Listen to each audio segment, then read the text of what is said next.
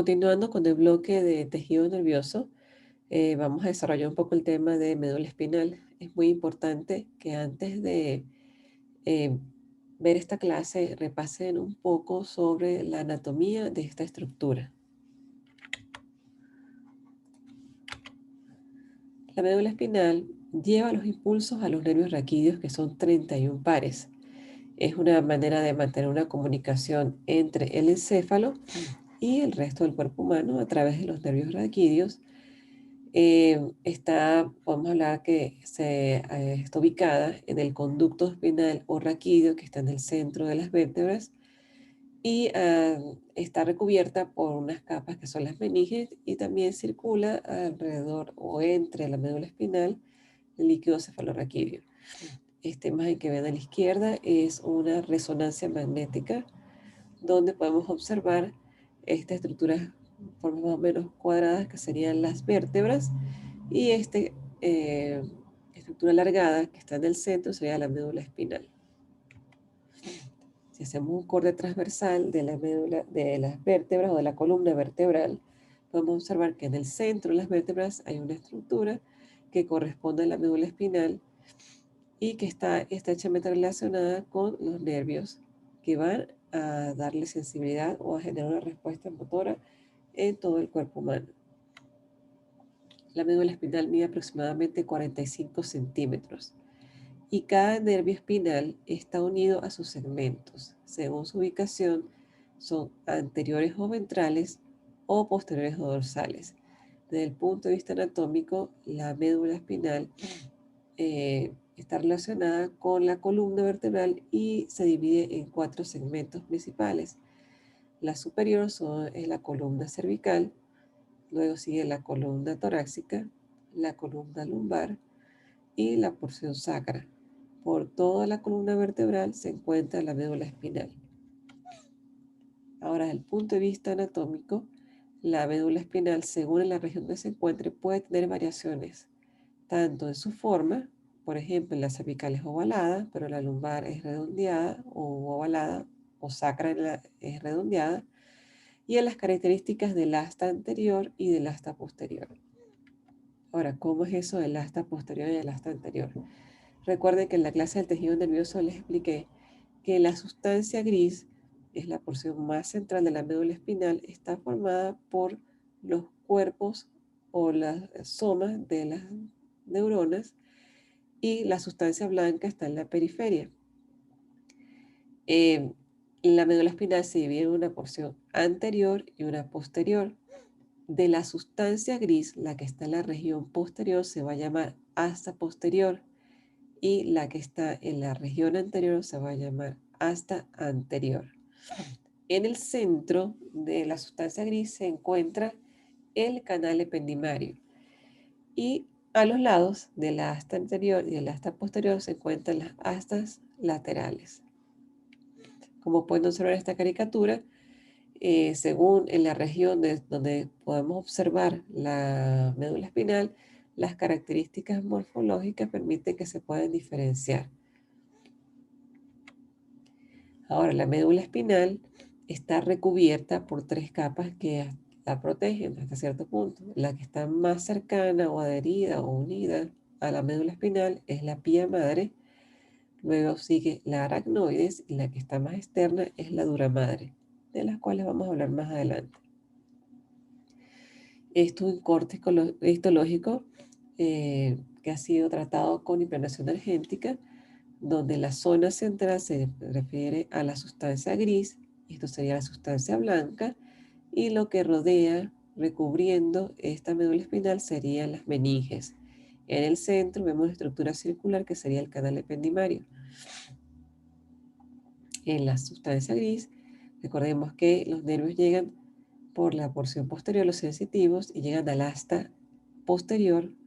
Luego tienen conexión con diferentes neuronas dependiendo de la función de ese nervio, y van hacia el asta anterior, donde salen las axones de las neuronas que son efectoras o eferentes. Bueno, simplemente para que observen una imagen de un corte transversal de médula espinal coloreada con hematoxilina y eosina, donde la porción central o interna es la sustancia gris y la que se ve más eosinófila debido a la mielinización de las axones es la sustancia blanca. Ahora vamos a describir un poco las características de la sustancia gris, que es la que más nos interesa en este momento. Primero vamos a hablar sobre el asta dorsal, que es la posterior. Generalmente, desde el punto de vista morfológico, es la más delgada, recibe los estímulos sensitivos. Allí se encuentra o tiene relación con el soma en el ganglio de raíz dorsal. O sea, viene el ganglio de la raíz dorsal con su fibra sensitiva que llega al asta dorsal. De allí hacia sinapsis y tiene relación o comunicación con cuerpos celulares de las interneuronas, que son las que mantienen la comunicación entre el asta dorsal y el asta lateral o el asta ventral. Entonces se forma una red de comunicación entre las neuronas sensoriales y motoras. Pero recuerden, en el asta dorsal van a llegar las fibras nerviosas sensitivas, o sea, las aferentes. Ahora, el asta ventral es más gruesa generalmente. Están las neuronas somatomotoras. Las características más importantes de esta asta ventral es que están las neuronas motoras multipolares eferentes, o sea, son las efectoras. Y el ejemplo más clásico a donde hacen sinapsis estas células nerviosas eferentes es la unión neuromuscular. Entonces, volvemos a ver esta imagen, esto sería el asta posterior o el asta dorsal, que es sensitiva, pasa por el asta lateral hasta la asta ventral, que es la efectora. Ahora, el asta lateral se ve más desarrollada a nivel de la región torácica y la región sacra. Allí en la región torácica, más o menos de C8 a L1, L2, es la zona visceral y está en relación con la primera neurona simpática. Y la región sacra, que es S2, S3, S4, está en comunicación con el soma de la primera neurona simpática de esa región. Recordando un poco, porque ya más o menos hablamos de eso en el tejido nervioso, en la primera clase de tejido nervioso, el canal ependimario está en el centro de la médula espinal y está revestido por un epitelio simple, cúbico o cilíndrico por donde circula el líquido cefalorraquídeo. Ahora es muy importante que de ahora en adelante tomen en cuenta estos dos términos. En el caso del tejido nervioso, vamos a mencionar mucho lo que es la palabra citotipia. La citotipia no es más que las características histológicas de las neuronas y las glías de ese órgano nervioso. Y la citoarquitectura son las capas celulares en que se disponen esas neuronas y las glías. Repito, citotipia, características histológicas de las células. Y citoarquitectura es cómo se dispone, cuáles son las capas en que se disponen esas neuronas y esas glías. Ahora, la citotipia de la médula espinal, en ellos podemos escribir 4 grupos de células. Están las radiculares, que son las motoneuronas alfas, las motoneuronas gamma pequeñas, la neurona beta y la neurona preganglionar. Están las cordonales o funiculares, que son neuronas de asociación vertical y horizontal. Están las neuronas Golgi tipo 2, recordemos cuando son Golgi tipo 2, son axones cortos de comunicación entre neuronas, de las cuales están las comisurales, entre una comisura y otra, intercalares o internuciales y las neuronas de Renshaw. Y por supuesto las glías, de las cuales las más importantes son oligodendrocitos, los astrocitos, las microglías y las células ependimarias. Las motoneuronas alfa, que pertenecen al grupo de las células o las neuronas radiculares, son las neuronas más grandes, son neuronas motoras grandes que se encuentran en el asta ventral. Sus características es que son estrelladas, tienen dendritas largas y ramificadas y su axón es Golgi tipo 1, es decir, que son largas, un axón largo que va hasta el órgano efector. En este caso, la motorona alfa hace sinapsis con la placa motriz pero específicamente con las fibras extrafusales de la placa motriz. Se los estoy colocando subrayados porque es súper importante que se lo aprendan. Este tema lo vamos a discutir también en la clase de receptores periféricos, pero desde ahora debemos ir asociándonos con esto. En esta imagen de pregnación argéntica de la sustancia gris, esas neuronas que vemos grandes, esos somas grandes que observamos en la microscopía óptica, son las motoneuronas alfa. Si la observamos con HE, obviamente no vemos todas las características que observamos con hiperacción energética, pero sí podemos observar que son células grandes, con un soma grande, estrellado, y un núcleo redondeado central y núcleo lavidente. Eso simplemente son imágenes con diferentes técnicas de impregnación energética de las motoneuronas. Y se puede observar claramente que son células multipolares, son estrelladas y son con somas grandes. Ahora, las motoneuronas pequeñas gamma miden de 10 a 20 micrómetros, también se encuentran en el asta ventral de la médula espinal. Tienen muchas dendritas, o sea, son muy ramificadas y también son o tienen axón Golgi tipo 1. Pero estas no hacen sinapsis con las fibras extrafusales de la placa motriz, sino con las fibras intrafusales de la placa motriz. Esto es una imagen de médula espinal coloreada con H, donde observamos que la motoneurona gamma es mucho más pequeña que la alfa. Los otros dos tipos de neuronas radiculares son la neurona beta, que tiene un tamaño intermedio entre la gamma y la alfa, y hacen sinapsis en las fibras musculares también intrafusales, y la neurona preganglionar, que está relacionada con las astas laterales a nivel torácico y con el sistema nervioso simpático. SNS significa sistema nervioso simpático. Esto es un esquema para que ustedes observen más o menos cómo es la sinapsis que hacen las motoneuronas que van desde la médula espinal, del asta ventral, hacia la placa motriz. Las que son líneas punteadas son las neuronas aferentes, es decir, las sensitivas del receptor tendinoso y del uso muscular, que viajan desde el músculo hacia el asta dorsal de la médula espinal. De ahí hacen sinapsis con interneuronas que hacen conexión entre el asta dorsal y el asta ventral. De allí hacen sinapsis con las motoneuronas del asta ventral.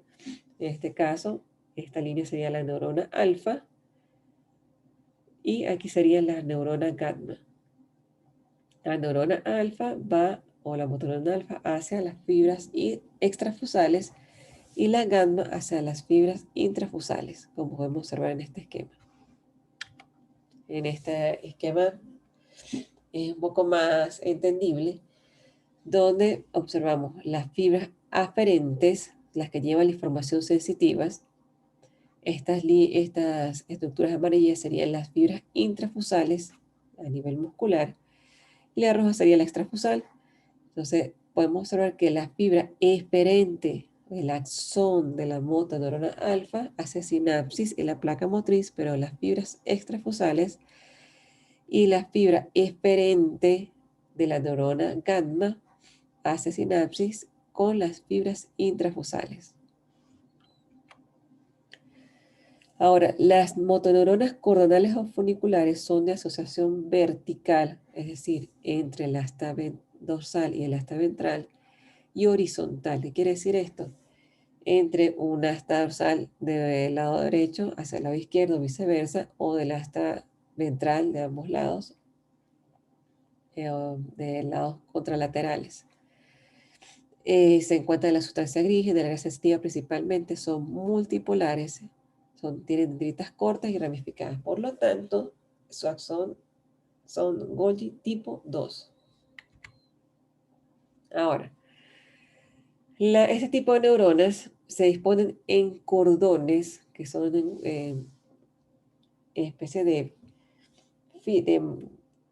axones, varios axones que forman cordones o dendritas que forman cordones, que pueden ser homolaterales, cuando hablamos de homolaterales del mismo lado de la médula espinal, heterolaterales entre un lado y el otro lado de la médula espinal, comisurales entre las comisuras de la médula espinal, pluricordonales, quiere decir que al mismo tiempo hacen sinapsis con homolaterales y heterolaterales y bilaterales.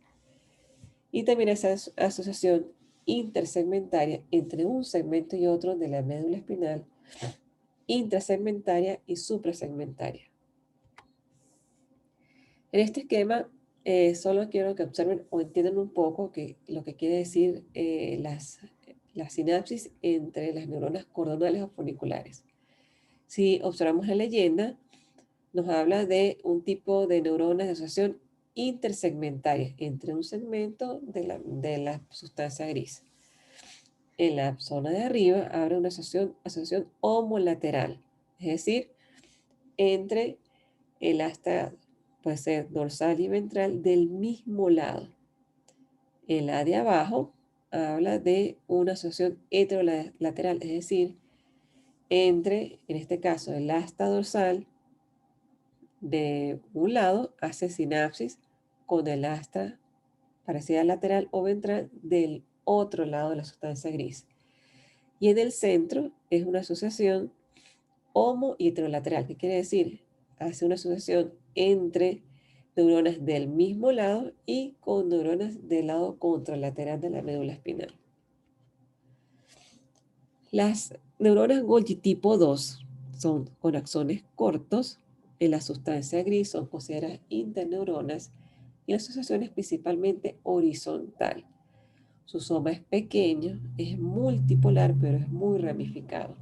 Esto simplemente es un esquema de la función que hace una neurona Golgi tipo 2, que es regulatoria entre las motoneuronas, que puede ser inhibitoria o excitatoria. Es la misma imagen anterior, pero que nos habla sobre las características del Golgi tipo 2, donde hace asociación horizontales entre segmentos de la médula espinal. Ahora, ¿dónde podemos observar mayormente las neuronas Golgi tipo 2? En las comisuras, y se les conoce como comisurales, que conectan neuronas de astas de lados diferentes. Están las neuronas Golgi tipo 2 intercalares o internunciales, que hacen asociación del asta dorsal con el ventral y son ajustadoras o moduladoras, o sea, son reguladoras de las sinapsis. Y las neuronas de Repsha, que también son consideradas Golgi tipo 2, se encuentran en la porción medial del asta ventral y son inhibitorias. ¿De quién? De las neuronas alfa y gamma. O sea, ya está comprobado desde el punto de vista molecular que las neuronas de Repsha son inhibitorias. Observamos este esquema que nos muestra con mayor aumento cómo ocurre la sinapsis a nivel del asta ventral. Se evidencia una neurona que hace sinapsis de comunicación con la motoneurona alfa, que sería esta representación grande, y hay una retroalimentación de esta sinapsis. Esto permite una modulación inhibitoria de la motoneurona alfa. Esto ya los mencioné, el canal ependimario está en la región central de la sustancia gris, formada por un epitelio simple o cúbico, dependiendo del autor que ustedes estén revisando. Ese epitelio tiene cilios y microvellosidades, pero una característica interesante es que no tiene sonulocludes, y eso permite el paso del líquido cefalorraquídeo. El canal ependimario tiene estrecha relación con las astroglías. Esta imagen se las mostré en clases anteriores. Esto sería el canal ependimario, el espacio por donde circula el líquido cefalorraquídeo. Y este es el epitelio que forma el canal ependimario, que es un epitelio simple, cúbico o cilíndrico, con microvellosidades y cilios. Otra imagen de cómo se observa el canal ependimario. Y el epitelio que recubre este canal, epitelio simple, cúbico o cilíndrico. Y aquí también se puede observar lo que les he venido mencionando sobre el canal ependimario.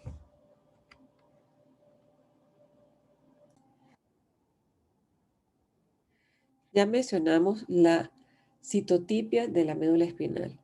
Ahora vamos a hablar un poco sobre la citoarquitectura, es decir, en las capas en que se disponen las neuronas y las glías que forman la médula espinal. En el caso de la médula espinal,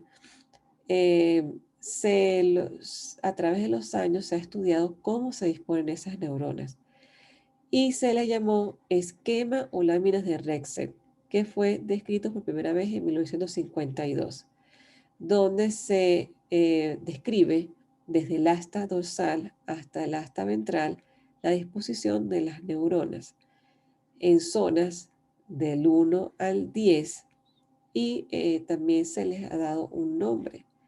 Por ejemplo, en la zona 1 que observan aquí se le llamó zona de Waldeyer, la zona 2, zona gelatinosa. Y así fueron nombrando en orden la disposición de las neuronas en la médula espinal a nivel de la sustancia gris. Si nos tomamos con más detalle, ojo con esto, léanlo, apréndenselo, que es muy importante, ojo con esto. Las láminas de Rexel, dependiendo de la zona o la ubicación, tiene un nombre y se le da la ubicación de la lámina. Por ejemplo, la zona 1, como les dije, que es la primera, la más, en el asta dorsal, se le llama zona de Waldeyer. Y lo podemos ver en este esquema del lado izquierdo. En la sustancia gelatinosa de Rolando está la zona número 2, que es esta que está aquí, donde está el núcleo propio, que es esta imagen que observamos aquí redondeada, está la lámina 3 y 4. Quiere decir que allí están las somas de cierto número de neuronas. El núcleo de Clark, que creo que aquí se puede observar mejor, en esta zona que está aquí. Aquí también se observa el núcleo de Clark. Está la lámina 5, que se observa aquí. El núcleo intermedio lateral, que está a nivel del asta lateral, en esta zona, está la lámina 6. El núcleo intermedio medial, que es el que está más cercano al canal ependimario, se encuentra la lámina o las láminas 7, 8 y 9. Aquí 7, 8 y 9. Y en la comisura intermedia está la lámina 10. O sea, es mucho más cercana al canal ependimario. Ojo con esto, analícenlo, véanlo con cuidado, apréndanselo porque es muy importante. Practiquen con estas imágenes, aquí está la distribución, la zona 1 cómo se llama la zona 10, cómo se llama la zona 3. Es muy importante que se lo aprendan y lo tengan en cuenta para el estudio de la médula espinal. Ahora, desde el punto de vista funcional, la ubicación de las láminas Rexel tiene una explicación. Por ejemplo, donde están las láminas 1, 2, 3 y 4, observamos la lámina anterior, 1, 2, 3 y 4 es en el asta dorsal, por lo tanto, tienen una función sensitiva. También esa zona se le llama lámina marginal y ahí interviene en la sensibilidad exteroceptiva. Lean qué es la palabra exteroceptiva. Su embriogénesis es principalmente el ectodermo. Ahora la lámina 5 y 6, observamos la imagen anterior, 5 y 6 están en el cuello del asta dorsal e interviene en la sensibilidad propioceptiva y su origen embriológico es del mesodermo. Ahora la lámina 7, observamos la imagen anterior, lámina 7, está en la base del asta dorsal y allí se forman conexiones con el cerebelo y el mesencéfalo. Ahí interviene en la sensibilidad interoceptiva. Y las láminas 8, 9 y 10, observamos la imagen anterior, 8, 9 y 10 se encuentran en el asta ventral y su función principalmente es motora. Ojo con esta información, léala bien para que la entiendan. Ojo. La sustancia blanca, de manera general, Y como les explicaba anteriormente, se encuentran las prolongaciones de los neuronas, ya sean axones o dendritas, y su coloración está dado principalmente por la cantidad de mielina que tiene esa zona. En este caso, podemos observar una coloración con H, donde observamos unos cuerpos celulares muy grandes, serían las motoneuronas alfa, y vemos las prolongaciones que se proyectan hacia la sustancia blanca. En el caso de la imagen de la derecha, es un corte transversal del médula espinal coloreado con azul de toluidino, donde la sustancia blanca es mucho más intensa, o sea, el azul es más intenso comparado con la sustancia gris. Ahora, la sustancia blanca se produce o se forman los fascículos nerviosos que se distribuyen para formar los cordones nerviosos en las distintas zonas donde está la sustancia, en la médula espinal. Estos cordones, los principales son el haz espinocerebeloso dorsal, el haz piramidal córtico espinal cruzado, el haz espinocerebeloso ventral, el haz espinotalámico, el haz córtico espinal directo y los cordones posteriores. No es que se lo tienen que saber el trayecto de memoria, simplemente tienen que conocer cuáles son los fascículos nerviosos que se forman de la sustancia blanca. Ahora, las meninges, recordemos que son tres, pero en las meninges también se forman unos espacios que son importantes para el sistema nervioso. En este esquema, quiero que observen la ubicación de cada una de las meninges. Lo que está en el centro sería la médula espinal y lo que está marcado con número 1 es la pía madre, es el recubrimiento que está en estrecha relación con la médula espinal. Luego hay un segundo recubrimiento que está marcado con número 2, que es la aracnoides, y la más externa sería la dura madre. Y hay un espacio que se encuentra después de la dura madre que se llama espacio epidural. Observamos esta imagen de la derecha, que tiene un poco más de detalles. El centro sería la médula espinal, el número 1 sería la pía madre, que es el recubrimiento que está más cercano, en estrecha relación con la médula espinal. Tenemos el número 2, que es el ligamento dentado que le da sostén a la pía madre. Luego tenemos la aracnoide, que es este recubrimiento que observamos aquí. La dura madre, que es el número 4. El espacio subaracnoideo, que es el número 5. Y el espacio epidural, que sería el número 6. La pía madre, su característica histológica es que es un tejido conectivo laxo muy vascularizado. Y quien le da sostén a la pía madre es el ligamento dentado.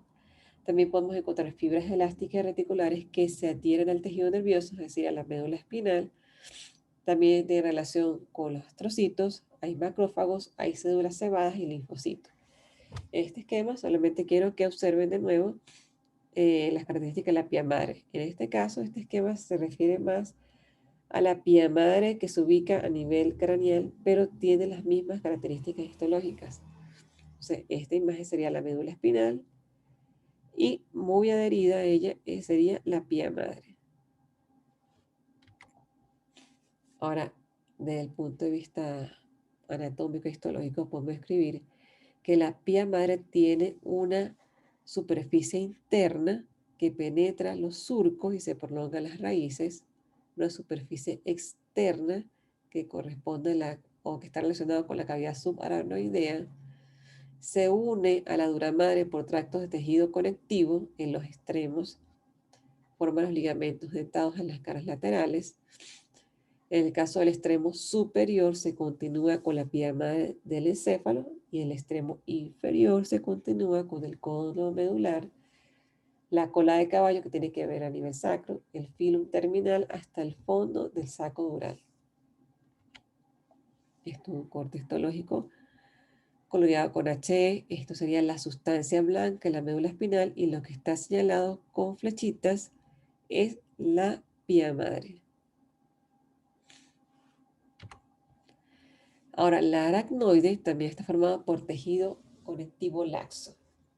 El aracnoides hay unas trabéculas, como podemos observar en esta imagen, que son hay unas que son los vellos aracnoideos o las vellosidades aracnoideas, donde se produce la reabsorción del líquido cefalorraquídeo, y hay unas especies como prolongaciones de este tejido conectivo laxo que forma trabéculas. Y entre el aracnoide hay un espacio que se llama espacio subaracnoideo. El aracnoide es una lámina externa que es homogénea, que se adhiere a la dura madre, que algunos textos hablan que es la aracnoide propiamente dicha, y está una capa interna que está formada por el espacio subaracnoideo que se adhiere a la pía madre.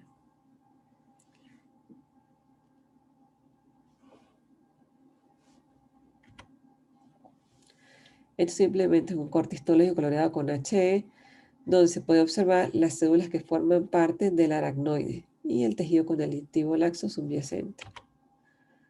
Es como si observamos con mayor aumento este tejido, y estas son las células que forman parte del aracnoide y el tejido conectivo subyacente.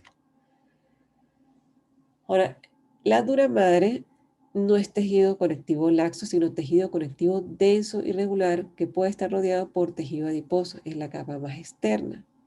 Observamos aquí la línea que está color morado, sería la dura madre. Entonces sería el aracnoides, las vellosidades aracnoideas que están en relación con la pía madre. Esto es una imagen de micrografía electrónica de transmisión, donde se puede observar las fibras de colágeno y fibroblastos, ¿ok?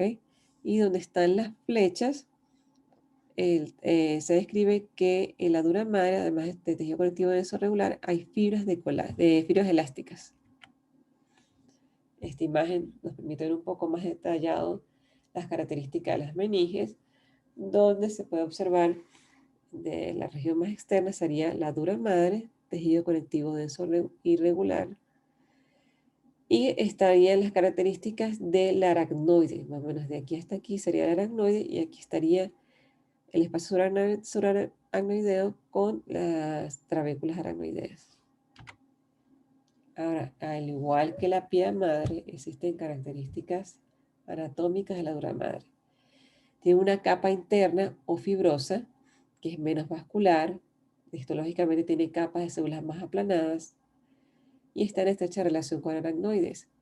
Tiene una capa externa o endóstica o perióstica, que está relacionado con el plexo vascular. Es un tejido más laxo, que está en estrecha relación con las células osteoprogenitoras y fibroblastos y colágenos, y se forma un espacio virtual que vamos a llamar espacio subdural.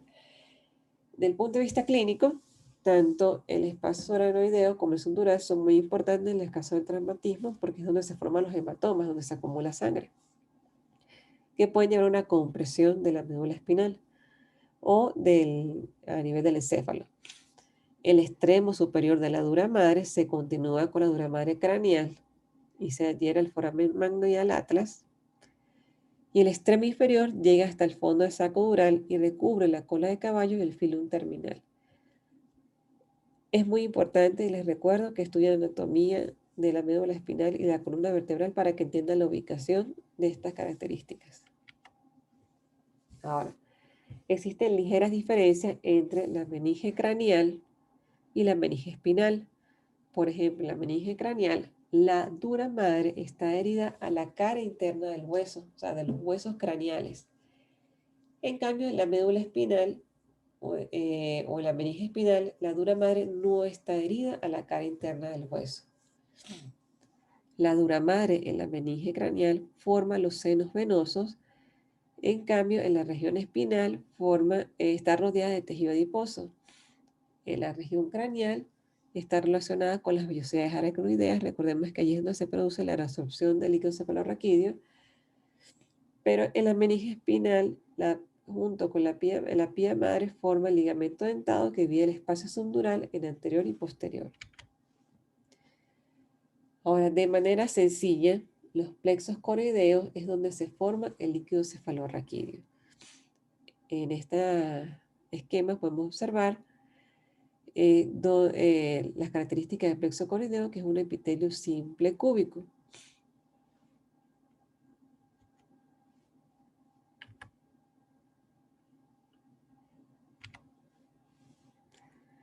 Y en esta imagen, un corte histológico, podemos observar que está el vaso sanguíneo, estas serían las características del vaso sanguíneo, y los plexos coroideos. Esta es micrografía electrónica de barrido modificada con Photoshop, donde se pueden observar las características de las células del plexo coroideo.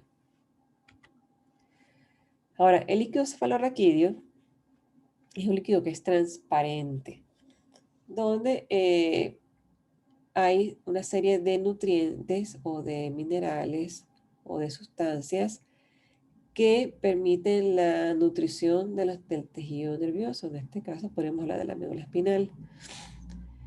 Es acelular, tiene glucosa, tiene cloruro, tiene una cantidad de proteínas que es limitada. La presión normal aproximada del ciclo cefalorraquídeo es de 6 a 8 centímetros de agua en el adulto acostado y del niño de 4 a 10 centímetros de agua acostado, por supuesto. O sea, ¿cuáles son las características generales de un líquido cefalorraquídeo? Por ejemplo, si a un paciente se le toma una punción lumbar presumiendo que hay un problema a nivel nervioso, las características van a ser límpido, es decir, que es transparente, cristalino, tiene muy pocas células, de 5 a 10 por litro, o es celular, tiene proteínas, tiene glucosa, tiene sodio, cloro, tiene un pH de 7.14 a 7.50, calcio, ácido láctico, ácido piruvico. Cualquier alteración de estas características nos puede indicar alguna patología a nivel nervioso. Es importante, y les recuerdo de nuevo, estudien las características anatómicas, hagan un cuadro diferencial sobre las diferencias entre las neuronas radiculares, las neuronas funiculares, las Golgi tipo 2, y lean y repasen bien las láminas de Rexer. A pesar de que fueron descritas por primera vez en 1952, todavía se mantienen y es súper importante entenderla cómo se disponen los grupos de neuronas desde el punto de vista sensitivo y motor en la médula espinal.